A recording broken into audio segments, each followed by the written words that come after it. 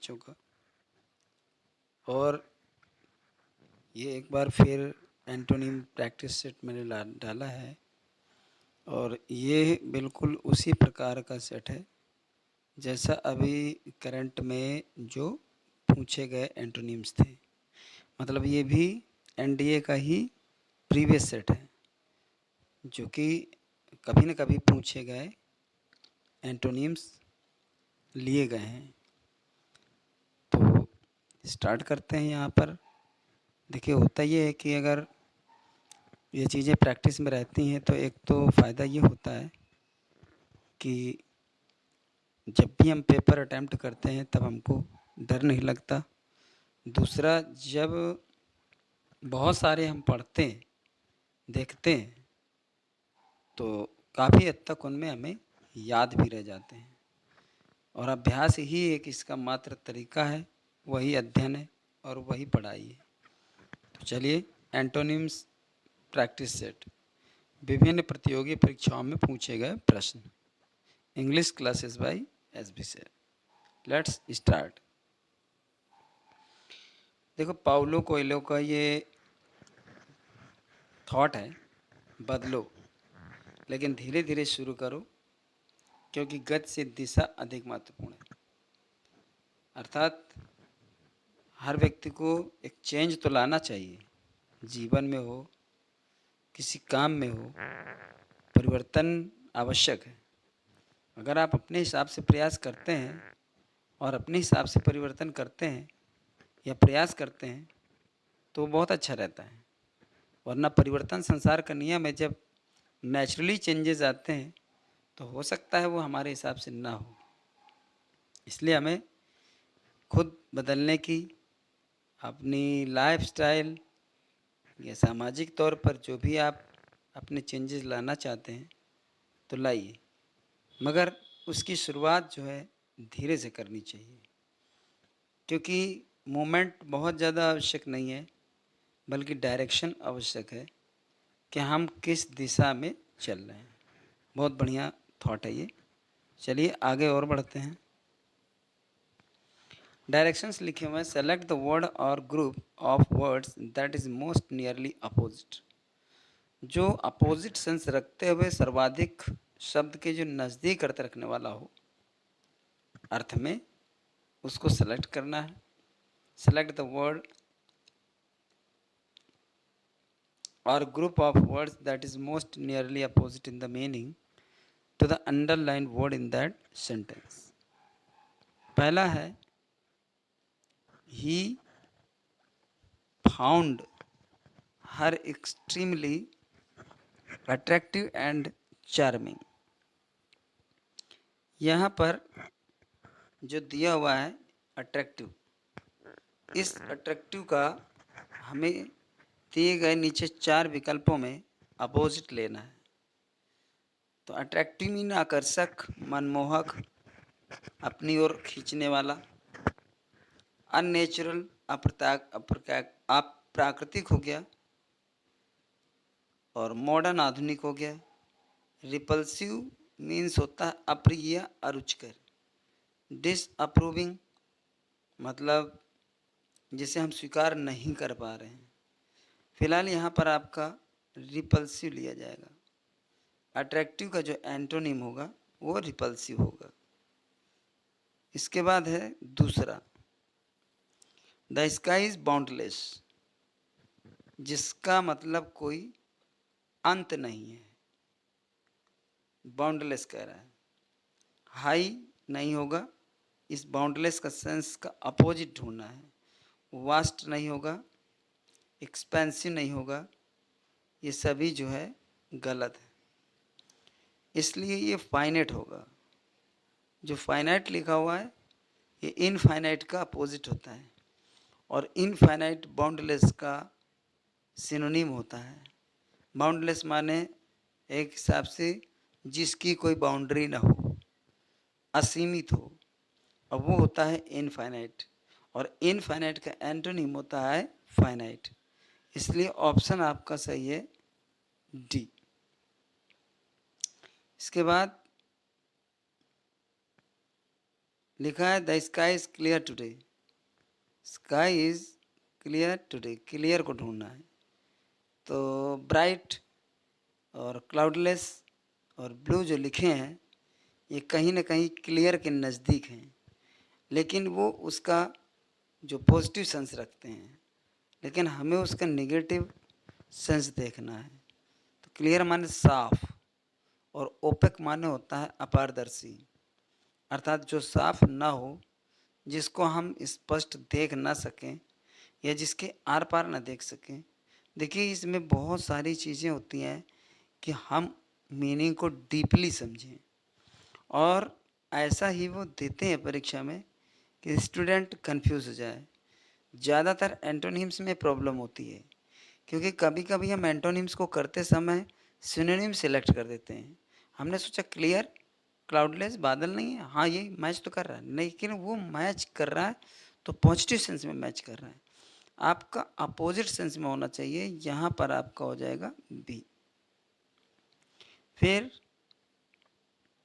चौथा है I have a fascination for deep waters, अर्थात जो गहरे पानी होते हैं उनके प्रति मेरा आकर्षण रहता है, ये मुझे बहुत ही फैसिनेट करता है, आकर्षित करता है।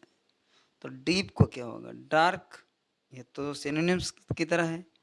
डीप का लाइट नहीं, ये तो डार्क का लाइट होता है एंटोनिम। डीप का डेंजरस बिल्कुल नहीं, इसलिए आपको देखना है कि डीप का शैलो होता है। शैलो माने उथला होता है, ये जहाँ पानी कम होता है, और जो गहरा पानी होता है उसको डीप कहते हैं। तो यहाँ पर भी ऑप्शन आपका डी है। इसके बाद है 5 number, my boss has been too generous. Generous माने उदार होता है, कृपा पात्र होता, कृपालु होता है जनरस माने। स्टिंगी माने कंजूस। रफ का मतलब होता है उग्र होता है, एग्रेसिव जिसको कहते हैं। इविल माने बुरा होता है। हॉस्टाइल माने शत्रुवत होता है। तो इविल जो होता है ये यहाँ पर जैसे कोई स्पिरिचुअल क्वालिटी होती है, जैसे वर्च्यू है, उसके हिसाब से यहाँ हम ले सकते हैं। हॉस्टाइल फ्रेंडशिप को लेकर होता है एंटोनिम। रफ का थोड़ा एग्रेसिव होता है, जो इरिटेबल एग्रेशन रखता है वो रफ होता है, या जो हार्श वर्ड यूज करता है वो रफ होता है। यहाँ जनरस का मतलब उदारता से है, हर एक के प्रति बड़ा उदार रहता है, कोई भी काम कहो, कोई भी चीज़ मांगो उस हिसाब से। तो यहाँ पर हो जाएगा स्टिंगी। स्टिंगी माने कंजूस होता है, ऑप्शन लिया जाएगा ए, फिर सही हो जाएगा। इसके बाद है 6 नंबर, लिखा है spring is the time of plenty. पर्याप्त समय को स्प्रिंग कहते हैं, बसंत कहते हैं। प्लेंटी देख रहा है यहाँ पे, क्या होगा, अगलीनेस उसका मैच नहीं करता। स्कैर्सिटी माने कमी होती है, प्लेंटी माने पर्याप्तता होती है, और स्कैर्सिटी माने अल्पता होती है। रफनेस माने खुरदरापन, ड्राइनेस माने सूखापन। तो यहाँ पर ऑप्शन होगा आपका बी, पूरी तरह से मैच कर रहा है वो स्कैर्सिटी। प्लेंटी माने पर्याप्तता, किसी चीज़ की पर्याप्त मात्रा हो। स्कैर्सिटी माने अल्पता, यानी जिस चीज़ की कमी होती है वो कहते हैं। तो यहाँ पर आपका बी ऑप्शन। फिर plants grow in abundance here, यहाँ पर मतलब प्रचुर मात्रा में पौधे उगते हैं। अब देखिए स्ट्रेच माने फैलते हैं, बी ऑप्शन। स्प्रेड माने फैलना, इनलार्ज माने बढ़ाना, लेकिन वो तो सभी ग्रो के सिनोनिम हो गए ना। श्राइवल माने होता है मुरझाना, श्राइवल मीन मुरझाना, सूखना, इसलिए हमें यहाँ पर ऑप्शन लेना पड़ेगा ए ऑप्शन लेना पड़ेगा। तो ग्रो का जो एंटोनिम है वो श्राइवल है। चलते हैं 8वें की तरफ। देखो सी रेयरली कम्स हियर, वह मतलब रेयरली माने शायद कभी आती है, अर्थात बहुत कम। बहुत कम का मतलब से तो रेयरली, दुर्लभ रूप से, कभी साल 2 साल 4 साल में एक बार। सेल्डम माने कभी कभार होता है। नेवर माने कभी नहीं होता है। ऑलवेज माने हमेशा होता है। इसलिए यहाँ पर ऑप्शन लिया जाना चाहिए फ्रिक्वेंटली। फ्रिक्वेंटली माने अक्सर, वो अक्सर यहाँ आती है। इसका उल्टा हो गया कि वो कभी कभार यहाँ आती है, शायद ही कभी आती है। तो रेयरली का आपका फ्रिक्वेंटली चूज़ करना है। अब देखिए हम सेल्डम और फ्रिक्वेंटली में कंफ्यूज हो सकते हैं, लेकिन देखो नेवर तो लेंगे नहीं, क्योंकि वो आती है तो कभी नहीं आती है ऐसा कहेंगे तो गलत है। हमेशा आती है ऑलवेज नहीं लेंगे, क्योंकि हमेशा का उल्टा रेयरली नहीं होता है। तो सेल्डम में कन्फ्यूज़न ये हो जाएगा। तो सेल्डम एक निगेटिव सेंस रखता है कि शायद ही कभी आता, मतलब शायद कभी कभी आ जाता हो, वरना कभी आता नहीं है, ये मतलब है। तो वो भी जा कर के रेयरली के कैटेगरी में आता है। और फ्रिक्वेंटली ये पॉजिटिव सेंस रखता है, फ्रिक्वेंटली ऑफन का सेंस रखता है, इसलिए रेयरली का एंटोनिम फ्रिक्वेंटली होगा। 9 नंबर है she is a rather crooked woman. Crooked, अब देखिए यहाँ पर लिखा हुआ है क्रूक्ड का मतलब कोई बेईमान टाइप का या कोई धोखेबाज टाइप का। क्रूक्ड वही तो हुआ, बंच ऑफ क्रूक्स हम लोग बोलते हैं, बेईमान धोखेबाज। तो पोलाइट विनम्र हो गया, जनरस उदार हो गया, और हैप्पी खुश हो गया, ठीक है ना। लेकिन यहाँ पर इसका ऑप्शन है कौन सा, ये है स्ट्रेट फॉरवर्ड, मतलब वो कपट नहीं रखता, वह धोखा नहीं करता है, जो भी कहना होता है साफ साफ कह देता है। स्ट्रेट फॉरवर्ड का मतलब है फ्रैंक। तो जो फ्रैंक हो गया, क्लियर या वेल स्पोकन या ट्रू स्पोकन हो गया, तो फिर वो क्रूक्ड नहीं है, क्योंकि उसकी कोई चालबाजियाँ नहीं है, मतलब कोई चालाकियाँ नहीं है, कोई धोखा या छल या कपट नहीं है। इसलिए क्रूक्ड का अपोजिट ऑप्शन सी, ये लेना है आपको। फिर 10 नंबर है, यहाँ पे थोड़ा सा ब्लर हो गया है बनाने में। Akbar the Great was a sagacious ruler. Sagacious का मतलब होता है मेधावी यानी ज्ञानी। सगासियस का मतलब ज्ञानी होता है। हॉटी मीन घमंडी होता है, और कनिंग मीन चालाक होता है। र्यूड माने असभ्य होता है। सगासियस का एंटोनिम होता है अनवाइज, और अनवाइज का मतलब होता है अज्ञानी या मूर्ख होता है। तो ऑप्शन सही है आपका डी, सगासियस माने ज्ञानी होता है। अकबर महान, एक बुद्धिमान या मेधावी, और यह फिर एक होशियार शासक था, बुद्धिमान शासक था। तो यहाँ पर अनवाइज लेंगे, अर्थात मूर्ख उसका एंटोनिम है। 11 नंबर है आपका the country's economy must be geared to war time requirements. युद्ध के समय जो आवश्यकताएं होती हैं, जो देश की इकोनॉमी होती है, उसको आगे गियर्ड करना चाहिए, आगे बढ़ना चाहिए, गियर टू। और गियर टू का मतलब होता है कि जैसे हम किसी वाहन में, बाइक में या फोर व्हीलर में गियर डालते हैं, तो क्या होता है, एक से दूसरा, दूसरे से तीसरा, तीसरे से चौथा, एक के बाद दूसरा गियर फिट होता चला जाता है, फिट होता जुड़ता चला जाता है, आगे बढ़ता चला जाता है, मूवमेंट बनाए रखता है वो, या मूवमेंट को बढ़ाता है। तो सबॉर्डिनेटेड माने होता है अधीन होना, रिलेटेड माने संबंधित होना, एडजस्टेड माने व्यवस्थित होना, अनलिंक्ड, अब चूंकि हमें उसका अपोजिट लेना है, तो हो सकता है ये तीनों उसके कहीं ना कहीं सेंस में आते हों। अपोजिट लेना है तो हमें लेना पड़ेगा अनलिंक्ड। अनलिंक्ड इसलिए लेना है क्योंकि अनलिंक्ड का मतलब होता है जब उससे हम अलग होते हैं। अनलिंक्ड माने खोलना होता है, खोलने का मतलब होता है जो उससे डी अटैच होना होता है, डी अटैच। यहाँ क्या होता है, गियर टू का मतलब होता है किसी चीज़ से अटैच होते चले जाना, तो वही होता है डी अटैच्ड। लेकिन डी अटैच्ड है नहीं, इसलिए अनलिंक्ड। तो यहाँ पर ऑप्शन आपका डी माना जाएगा। 12 नंबर है what does fire attract insects, यानी जो आग होती है वो कीड़ों को आकर्षित क्यों करती है। हमें ये नहीं ढूंढना कि कीड़ों को आकर्षित क्यों करती है, हमें अट्रैक्ट का एंटोनिम लेना है। तो डिस्चार्ज लिखा हुआ है, डिस्ट्रॉय लिखा हुआ है, रिपेल लिखा है और रिमूव लिखा है। ऑप्शन है सी, क्योंकि रिपेल माने होता है पीछे हटना या घृणा करना। मतलब आग से कीड़े आकर्षित होते हैं, प्रभावित होते हैं। रिपेल का मतलब होता है पीछे हटना, यानी डिस्ट्रैक्ट होते हैं। तो डिस्ट्रैक्ट है नहीं, रिपेल है। रिपेल माने पीछे हटना या घृणा करना होता है। तो ऑप्शन सी हो जाएगा। बाकी ये नहीं होगा, ये नहीं होगा और ये भी नहीं होगा। 13 नंबर में आपका the party was excellent. Party बहुत अच्छी थी। And I would like to thank all the people concerned. और जो लोग इस पार्टी से संबंधित थे, मैं उन सब का धन्यवाद देना चाहूँगा।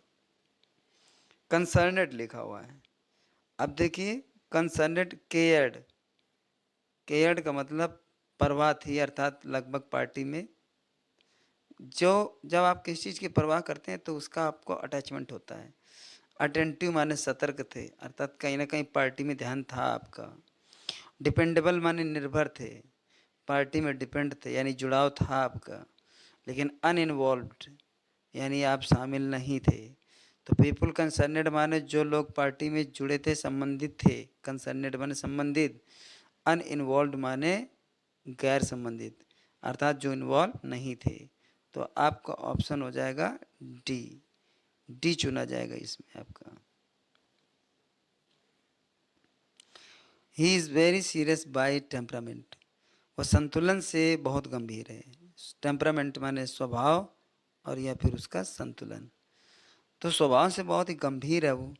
ग्रेव माने गंभीर होता है, सोबर माने गंभीर होता है, स्टूपिड माने मूर्ख होता है। यहाँ पर आपको ले जाए ट्रिवियल। ट्रिवियल चूँकि सीरियस का अपोजिट होता है। ट्रिवियल माने बहुत तुच्छ है, बहुत निम्न कोटि का है, स्वभाव उसका बहुत ही मूवेबल है, इसलिए सीरियस नहीं है। तो सीरियस का अपोजिट होगा बी। देखिए, ये हमें लगता ज़रूर है कि ऐसा ही आसान है, पर परीक्षा में ये चीज़ें कंफ्यूज करती हैं। और जानते हो, अगर 20 नंबर के क्वेश्चन होते हैं, ये 10 नंबर के क्वेश्चन होते हैं, मैं बहुत पॉइंट की बात कर रहा हूँ। अगर 10 नंबर के क्वेश्चन होते हैं तो ये मान लीजिए अगर आपको 10 आते हैं, गारंटी के साथ कह रहा हूँ मैं, अगर 10 आते हैं तो 2 नंबर आपके इस वजह से चले जाएंगे कि आप उनमें कन्फ्यूज़न में फंस जाएंगे, आते हुए में फंस जाएंगे।